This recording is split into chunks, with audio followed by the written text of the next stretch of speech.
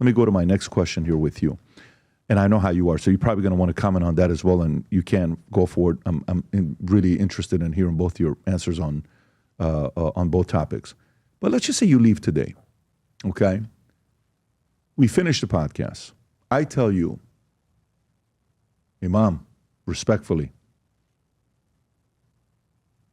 I don't think you're 100% there. I think you need to consider, becoming a Christian. And you say, 100%, no way, even if I came from that agnostic family, I would still end up being where I'm at right now. You said that earlier, about 30 minutes ago. But say something happens. You have a miracle that happens. Something happens, you go to sleep tonight, you have a dream. It's a dream, you're actually sitting down having a conversation with Jesus, and anything that you're seeing, all of a sudden, next day, you know what? I'm going to become a Christian. If that were to happen, what happens to you? Dreams are not evidence or proof for us, nor for the logical. Forget about the dream. You read the Bible. You had a moment. You prayed. Which I have. And you pray. And you decide you want to become a Christian. Your choice. What happens to you? I already believe in Jesus Christ as a prophet of God. No, but you leave. You denounce as being a Muslim and you become a Christian. Okay. Let me answer you. Please. But please allow me to answer you. No problem. Okay. I haven't interrupted you, so you go ahead. No, believe me, it's a real pleasure sitting with you, Patrick. Not only are you respectful, you come from a region where you understand exactly what I'm saying, and I love the fact that the viewers will know that if I am in any way not being direct, you would have the knowledge to say, hang on, right? So I appreciate that. These questions don't apply to me, Patrick. This question doesn't apply to me. And the question that you asked when you played when I was warning the West, you said, well, someone can say, why is he still a Muslim? Mm-hmm. That doesn't apply to me either. Why? Because that would be asking me to let go of what is mine. I didn't say, leave a religion that I adhere to or believe in. I'm not speaking about belief here. This is not an issue of faith. Mm-hmm. I will not let go of what is mine. I repeat for you, it is mine. What does that mean? It means I am a Muslim who is Arab, who comes from the tribe of Tai being one of the most prominent, Ta'iyya, the prominent tribes in Arabia. Mm-hmm. And God sent a prophet. You know how in Judaism, God sends prophets from the Israelites for the Israelites, mm-hmm. right? So God sent a prophet to us who spoke our language. And God sent down his book in my language. The Quran says inside that we created it, or we made it an Arabic Quran in order for you to understand. Meaning that its original language was not Arabic. It was made Arabic for us. If God in Islam wants to speak to the Somali community, he speaks to them in Arabic. They can translate it all they like. But this is the language of Islam, Arabic. God doesn't have a language.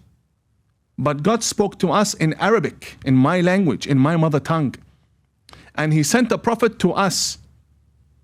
He didn't put us in a different continent and then a prophet came to us from a different continent, like Islam moved and people converted after receiving its message in Malaysia and Indonesia and the Indian subcontinent.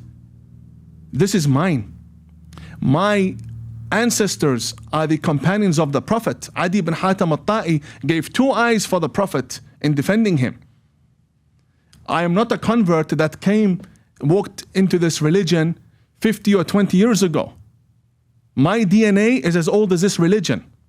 When the Prophet first came to Arabia, we believed in him and we stood by him and we did everything he said. This religion is where it is today because of us and people like me. The Arab Muslims, the children of the companions of the Prophet, the children of the family of the Prophet, those who intermarried with the Prophet, those who took his message and defended him and spread his message for him. That's us. That is why Islam is run out of Mecca.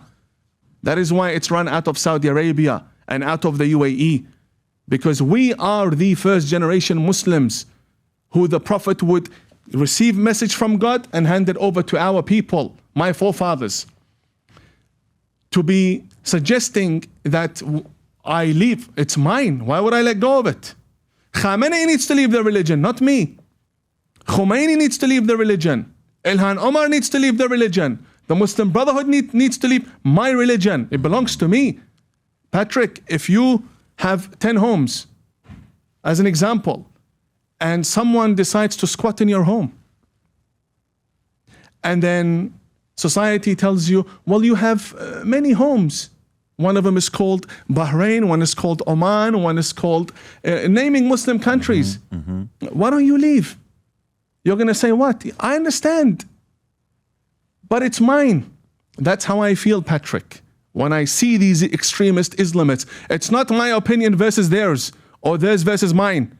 It is them who have crossed the line into my faith and have hijacked it, and with money and influence have come here first and have become the face of my religion.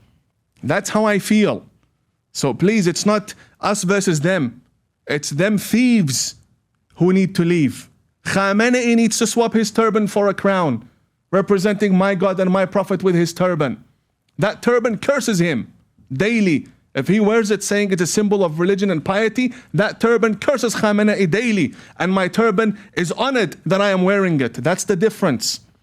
I'm a theologian, right? I'm a cleric. I'm not a politician. I speak to you in this manner.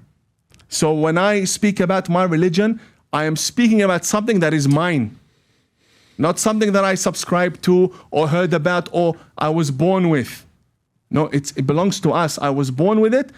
I will carry it till the day I die. That's the difference, Patrick. I wish you knew. Bismillah. I wish you knew how much I respect people who have the ability to be reasonable and have reasonable conversation, and they have conviction. We don't have to agree on things. I have tremendous respect for your Likewise. ability to be reasonable and have the conviction that you have and the pride of where you are and saying it's not me that needs to leave, it's they need to leave.